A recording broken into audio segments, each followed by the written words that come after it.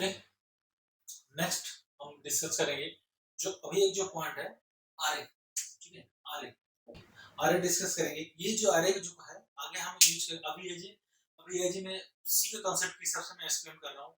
जब data structure chapter आएगा उस टाइम पे भी मैं आपको डिटेल डिस्कस करूंगा आरए के ऊपर, ठीक है।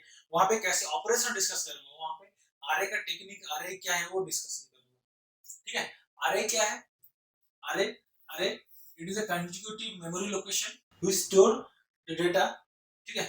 array is the sequence of memory location to store the data sequentially, ठीक है। जैसे मान के चलो कि मैं एग्जांपल दे रहा हूं int num of 10, ठीक है। num of 10 लिखा मतलब एक array होगा, array उसका साइज ये है, साइज है, ठीक है। array का सिंटैक्स है array का data type array name within square bracket size, ठीक है। within square bracket size 1 2 3 4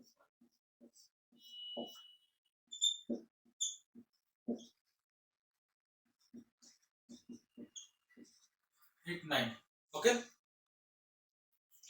ये एक array है, उसका नाम है num, ठीक है।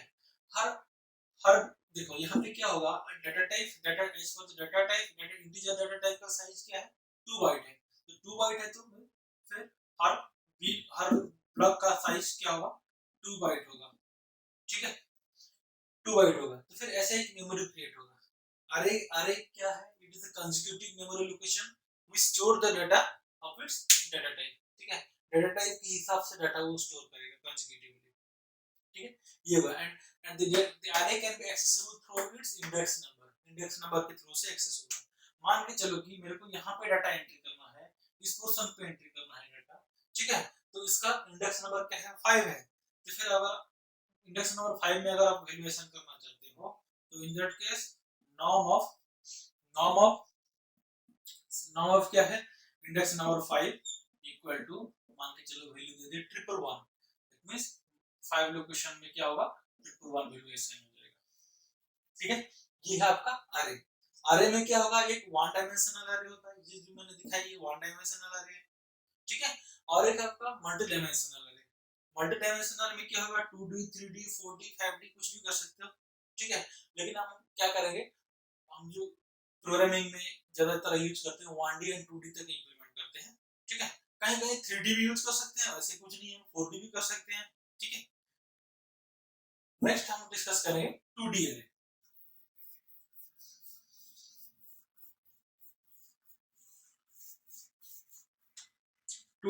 2D array का सिंटैक्स है, 2D array का सिंटैक्स है डेटा टाइप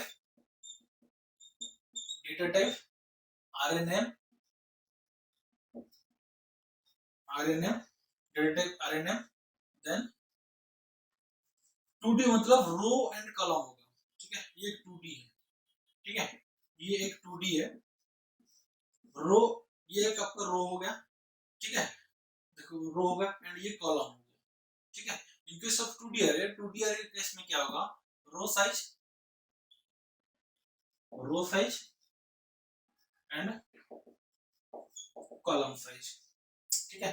रो का भी इंडेक्स नंबर स्टार्ट होगा 0 से एंड कॉलम का भी इंडेक्स नंबर स्टार्ट होगा 0 से, ओके। ये आपका 2D array है। लेकिन अभी मैं सोच रहा हूँ सर मेमोरी में इस तरह का मेमोरी क्रिएट होता है क्या? नहीं होता है, ठीक है। इस तरह का ऐसे कुछ आपका बॉक्स फॉर्मेट में ऐसे कुछ नहीं होता है, बस खाली रिप्रेजेंट कर रहा हूँ समझाने के लिए कि 2D array क्या है। This is logical representation, physical representation अलग होता है।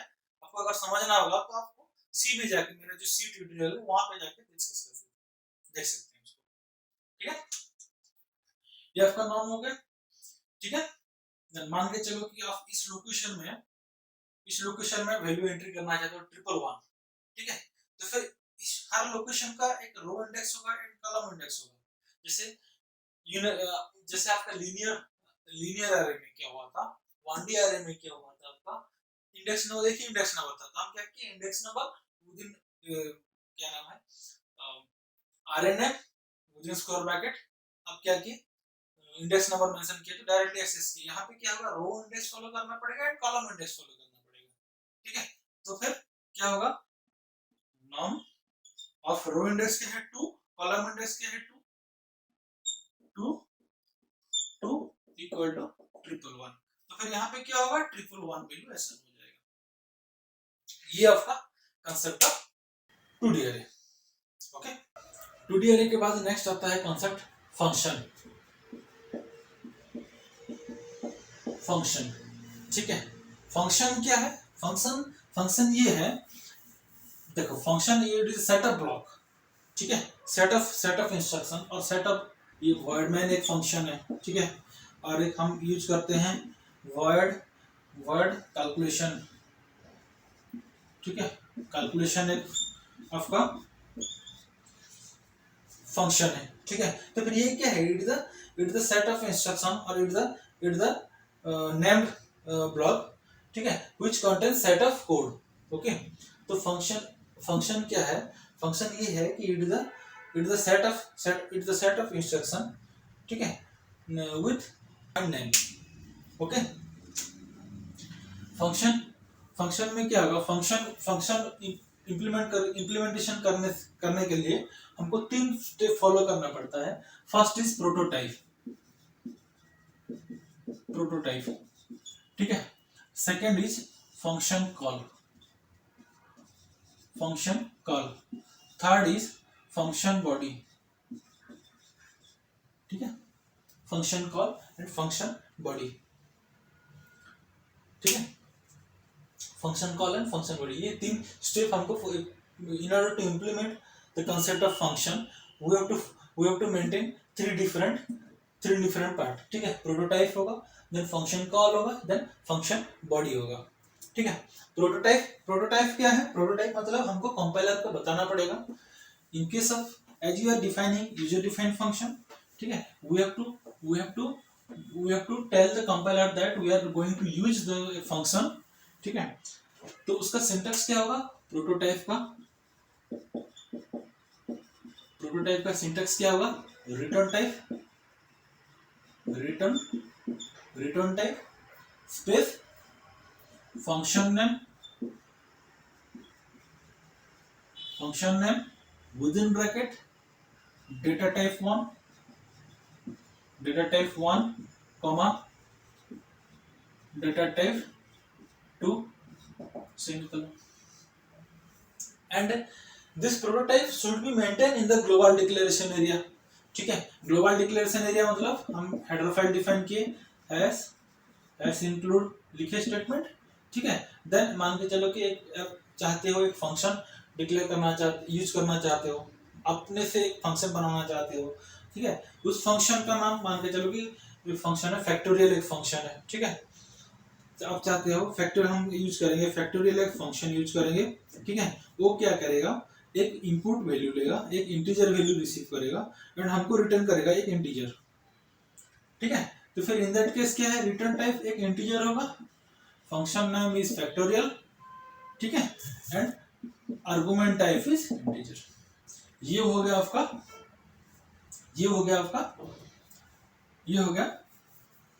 प्रोटोटाइप, ठीक है। प्रोटोटाइप हो गया, नहीं प्रोटोटाइप के बाद नेक्स्ट फंक्शन डेफिनेशन और फंक्शन कॉल, ठीक है। देखो ये क्या होगा, एक फैक्टोरियल, ये क्या है आपका एक यूजर डिफाइंड फंक्शन है, ठीक है। ये एक इंटीजर वैल्यू रिसीव कर रहा है, एक इंटीजर वैल्यू रिटर्न कर रहा है, ठीक है। तो फिर नेक्स्ट हो गया आपका फंक्शन डेफिनेशन। मैं स्पीड अप कर रहा हूँ, जानबूझ के स्पीड अप कर रहा हूँ, मेरे को खाली ब्रश ऑफ करना है, ठीक है। आपको डिटेल्स अगर पढ़ना होगा तो आपको सी का जो आपका प्लेलिस्ट है वहां से आपको एप्रोप्रिएट फाइंड करके आप डिस्कस और आप उसमें वहां से सीख सकते हैं, ठीक है, आइडिया ले सकते हैं। देन फंक्शन डेफिनेशन में क्या होगा, ये फंक्शन डेफिनेशन है इंट फैक्ट, ठीक है, डाटा टाइप वेरिएबल क्यों देना है मेरे को वेरिएबल, क्योंकि ये एक आपका यूजर डिफाइंड फंक्शन है, उसको अगर वैल्यू पास करेंगे, अगर कुछ भी अगर मैं आपको थ्रो कर रहा हूँ कुछ भी अगर आपको थ्रो करना तो कैच करने के लिए आप हाथ बढ़ाएंगे। सेम थिंग फैक्ट फंक्शन को अगर हम थ्रो करेंगे तो उसको रिसीव करने के लिए एक मेमोरी का जरूरत है, ठीक है, इसलिए मेमोरी यूज किए। ओके, मेमोरी यूज किए।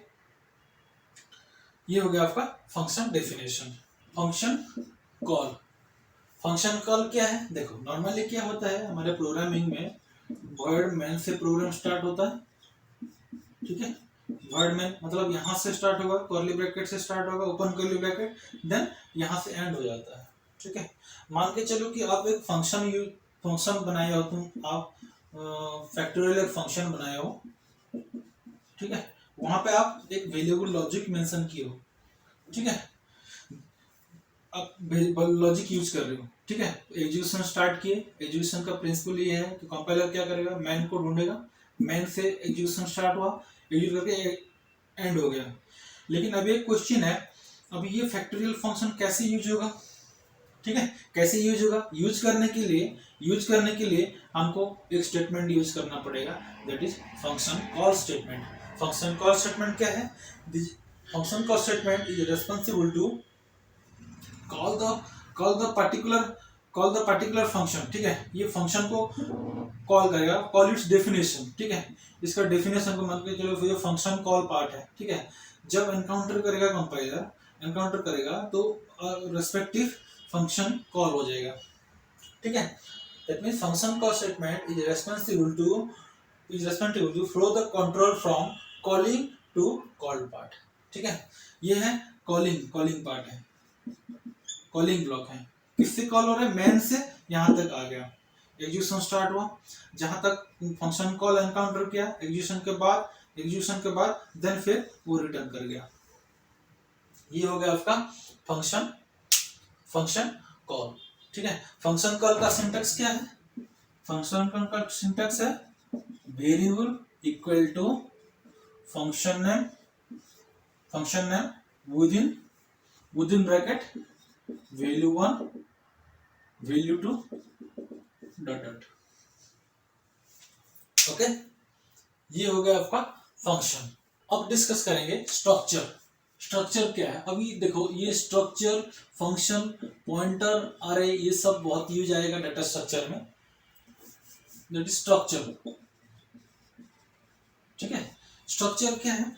देखो हम डाटा टाइप हमको पता है कि सी में डाटा टाइप दो तरह का होता है, एक प्री डिफाइंड डाटा टाइप और एक यूजर डिफाइंड डाटा टाइप, ठीक है। प्री डिफाइंड मतलब ऑलरेडी कंपाइलर आपको बता चुका है कि भाई आपका जो मेमोरी क्रिएट होगा, स्पेसिफिक रेंज होगा, साइज होगा, सब कुछ बता चुका है, that is your int, car, float, double, word, 5 basic data type है, ठीक है। देखो data type means these are the keywords which gives the information about the variable to the compiler, ठीक है। सपोज मान के चलो कि मैं int x लिखा, ठीक है, प्रोग्राम के अंदर int x लिखा, मतलब क्या होगा, कंपाइलर को इंफॉर्मेशन मिल गया कि x एक वेरिएबल है, उसका इंटीजर टाइप मेमोरी है, ठीक है। तो फिर इंटीजर टाइप मेमोरी के लिए 2 बाइट मेमोरी ऑक्युपाई किया, इंटीजर का 2 बाइट है, ठीक है, 2 बाइट का एक मेमोरी ऑक्युपाई कर गया, ठीक है। ये प्री डिफाइंड मतलब कंपाइलर को पता है, ठीक है। मान के चलो कि वैसे अगर मैं लिखना चाहता हूँ, सपोज आप बोलते हो कि सर जैसे int x की तरह हम अपना एक डाटा टाइप बनाएंगे, ठीक है, डाटा टाइप बनाएंगे, that is user defined data type, अपने हिसाब से बनाते हैं। मान के चलो कि आप एक स्टूडेंट का इंफॉर्मेशन स्टोर करना चाहते हो, तो स्टूडेंट का इंफॉर्मेशन के लिए क्या है, एक रोल नंबर है, नेम है, एड्रेस है, मार्क है, सब कुछ स्टोर करना चाहते हो, ठीक है। तो उस केस में क्या होगा, आपको इंट रोल यूज करोगे, ठीक है, फ्लोट मार्क यूज करोगे, ठीक है, देन कर नेम यूज करोगे, ठीक है। लेकिन हाँ ये हो पाएगा, लेकिन ये इसमें क्या होगा, ये सब आपका प्री डिफाइंड है, ठीक है, लेकिन इसके किसी के साथ किसी का रिलेशन नहीं है, ठीक है। अब अगर हम ऐसे डिक्लेयर करेंगे तो रोल के साथ मार्क नेम किसी का रिलेशन नहीं है, ठीक है, ये अनपैक्ड है, ठीक है। तो फिर आप चाहते हो सर ऐसे ना करके हम अपना एक डाटा टाइप बनाए, ठीक है, वो एक पैकेट बन जाएगा, ठीक है, तो कपलिंग हो जाएगा, इन तीनों के बीच में एक कपलिंग हो जाएगा, ठीक है। तो फिर आप चाहते हो इस तरह का कॉन्सेप्ट इंप्लीमेंट करने के लिए सी सी में एक कॉन्सेप्ट है दैट इज योर स्ट्रक्चर। ठीक है, स्ट्रक्चर क्या है? स्ट्रक्चर क्या है? It is the user defined data type.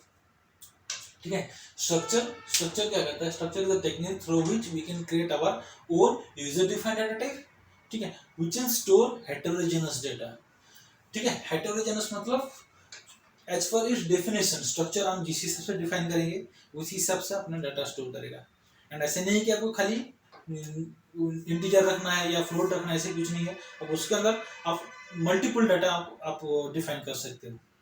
ठीक है, जैसे मैं एग्जांपल ले रहा हूँ, अगेन आई रिपीट, स्ट्रक्चर क्या है? Structure is the techniques through which we can create, structure is the concept through which we can create user defined data type which can store heterogeneous type of data.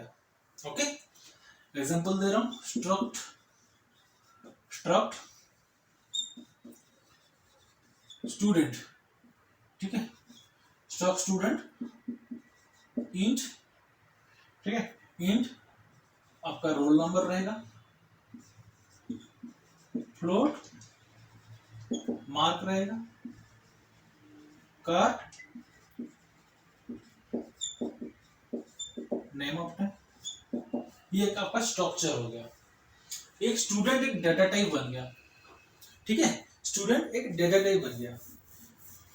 ठीक है, तो structure का syntax, structure का ये idea हो गया। तो फिर अगर सिंटैक्स लिखूं तो मैं स्ट्रक्चर का सिंटैक्स है structure name within curly bracket, data type then variable name, data type variable name. ठीक है, सेमीकोलन। ये हो गया आपका स्ट्रक्चर का सिंटैक्स। ठीक है, सिंटैक्स ऑफ द स्ट्रक्चर।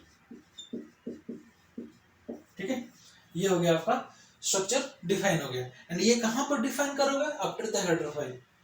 ठीक है, लोकली ग्लोबली दोनों जगह डिक्लेयर कर सकते हो, लेकिन बेसिकली आप क्या करेंगे, डेटा स्ट्रक्चर जब यूज करेंगे तो स्ट्रक्चर का कांसेप्ट हम ग्लोबली यूज करेंगे।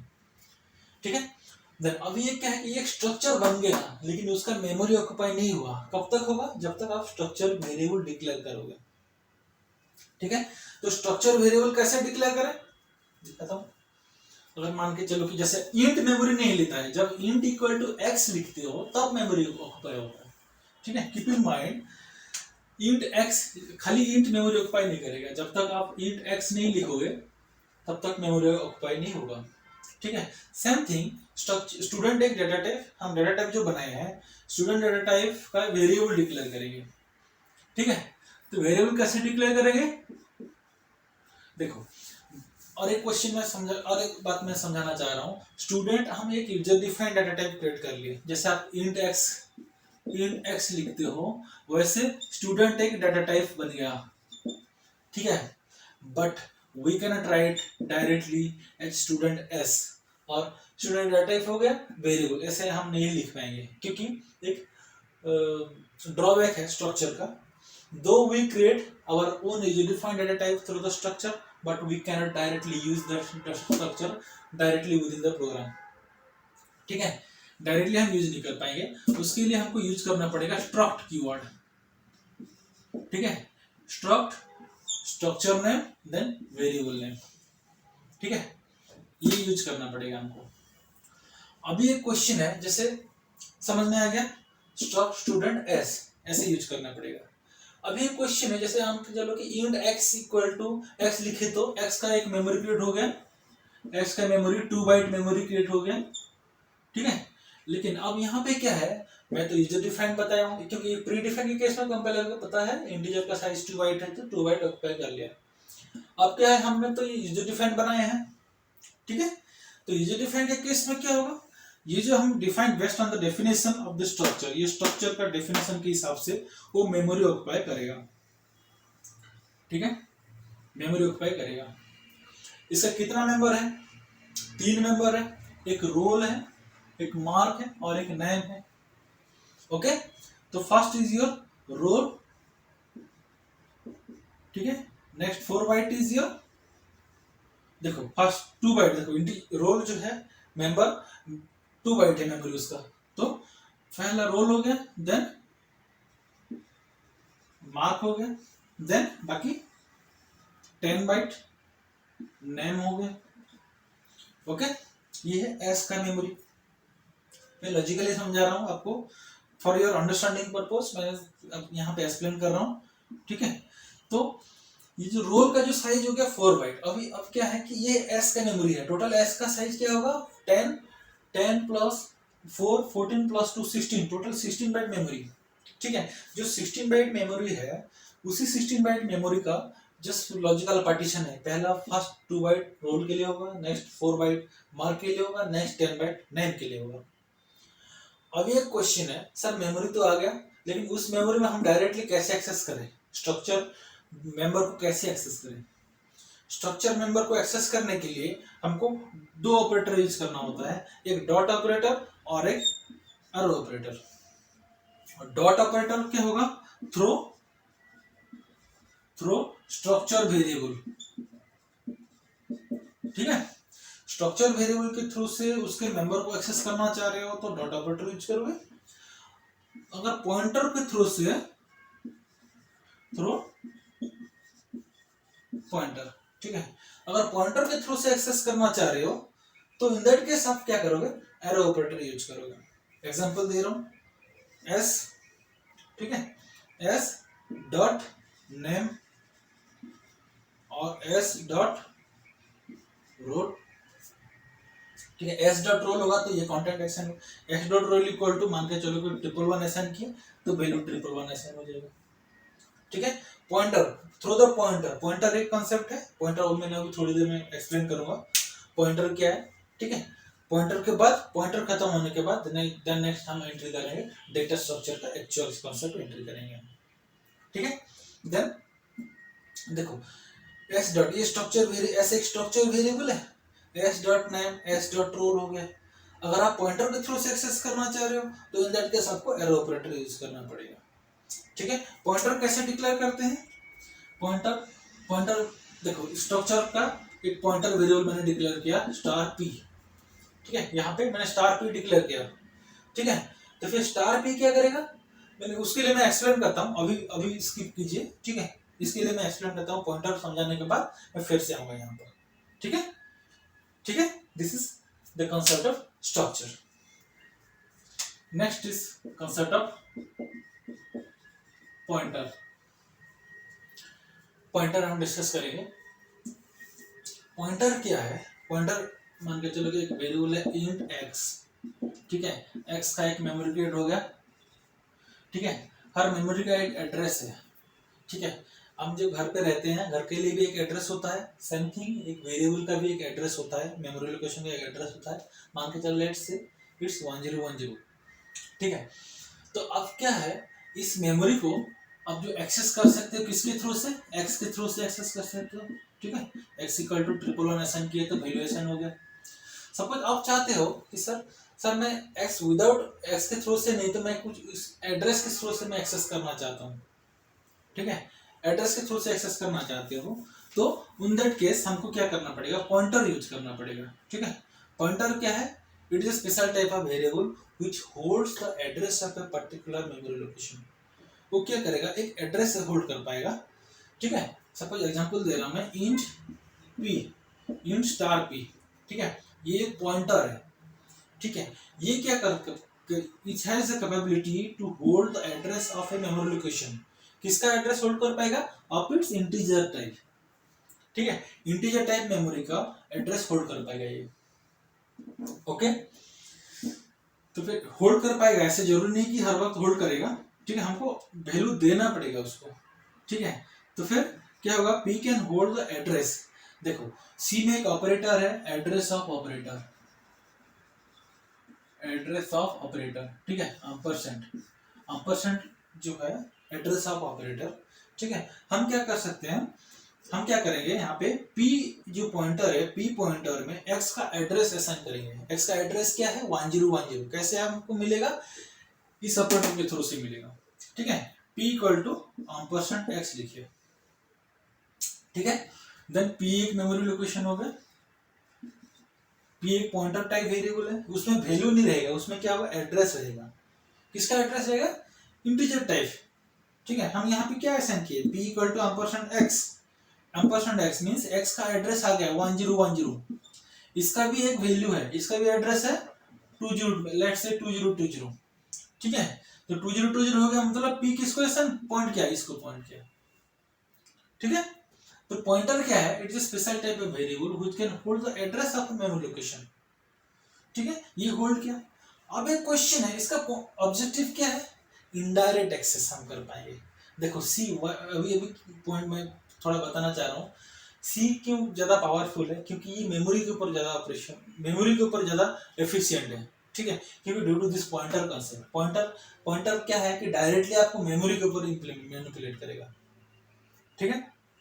अब क्या है, मगर मेरे को मान के चलो कि ये 111 की जगह 222 असाइन करना होगा, तो क्या कर सकते हो, दो तरीके से कर सकते हो, x इक्वल टू 222 लिख सकते हो, लेकिन हाँ लिख सकते हो, मैं चाहता हूं कि इसके अलावा और कैसे कर सकते हैं, थ्रू द पॉइंटर, ठीक है। पॉइंटर क्या है, p किसको पॉइंट कर रहा है, इसको पॉइंट कर रहा है, ठीक है। तो पॉइंटर के थ्रू से भी आप असाइन कर सकते हो वैल्यू, है, ठीक है। तो स्टार p इक्वल टू 222 लिखे, स्टार p इक्वल टू 222 लिखे, मतलब ये वैल्यू चेंज हो गई यहाँ पे, ये है आपका पॉइंटर।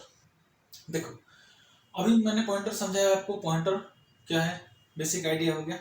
देन पॉइंटर, अभी एक देखो स्ट्रक्चर भी पढ़े थे हम, स्ट्रक्चर के केस में क्या था, स्ट्रक्चर एक एग्जांपल दे रहा हूँ, struct student int role float mark char name of 10, ठीक है, क्या नेम ऑफ 10, ओके। तो यहाँ पे क्या है, कार नेम ऑफ 10 हम लिखे, ओके। देखो कार नेम ऑफ 10, ठीक है। अभी यहाँ पे मैं अगर एक वेरिएबल डिक्लेयर करता हूँ स्ट्रक्ट स्टूडेंट एस और एक पॉइंटर लिया मैंने, ठीक है। तो एस जो मेमोरी डिक्लेयर किया मैंने, एस से कितने बाइट का मेमोरी क्रिएट होगा, depend upon structure definition, 2 4 6, then 16 byte memory occupy होगा, ठीक है। ये एस का मेमोरी, ठीक है। First 2 byte is mean for row, next 4 byte is meant for mark, next 10 byte is meant for name, ठीक है, नेम, तीनों मेंबर हैं। अब एक क्वेश्चन है, इस मेंबर को एक्सेस करने के लिए मैंने आपको बताया था, जैसे स्ट्रक्चर के टाइम बताया था मैंने, इस एस को एक्सेस करने के लिए दो तरह का ऑपरेटर होता है, एक डॉट ऑपरेटर होता है, ठीक है, डॉट ऑपरेटर होता है, और एक एरो ऑपरेटर होता है, ठीक है। Dot operator through the structure variable हम डॉट ऑपरेटर यूज करेंगे, that is S dot name और एस डॉट रोल, ठीक है, और एस डॉट मार्क। बट अब एक क्वेश्चन है, सपोज इसका एक एड्रेस है 1010, स्टार्टिंग एड्रेस है 1010, ठीक है। अब है कि सब कैसे एक्सेस करेंगे, एरो के कहाँ पे यूज होगा, थ्रू द पॉइंटर, ठीक है। पॉइंटर के केस में क्या होगा, p क्या करेगा, s का एड्रेस हम p equal to ampersand s अगर लिखे, तो इन दैट केस p एक मेमोरी क्रिएट हुआ, ठीक है, p एक मेमोरी क्रिएट हुआ, ठीक है, उसका एड्रेस सब मान के चलो 2020, ठीक है। Then p equal to ampersand s लिखे, s का एड्रेस क्या है 1010 ऐसा किए तो ये पॉइंट करेगा। इन दैट केस अब क्या करोगे, अब ये p एक पॉइंटर है, ठीक है। p पॉइंटर के केस में क्या होगा, p arrow name, p arrow role, p arrow mark, ठीक है। इतना हो गया, ये बेसिक कंसेप्ट हो गया। इसके अलावा और एक है आपका डायनामिक मेमोरी एलोकेशन, में जब लिंक लिस्ट डिस्कस करूंगा वहां पे मैं बताऊंगा, क्योंकि अभी अगर बताऊंगा तो वहां पे भी आपको फिर से बताना पड़ेगा मेरे, ठीक है, ठीक है। तो क्या है कि अभी this is the basic fundamental concept of C which is going to be used in data structure. This was about this classes, and further हम नेक्स्ट क्लास में डिस्कस करेंगे इसके लिए। Okay, thank you for watching our YouTube channel. Thank you.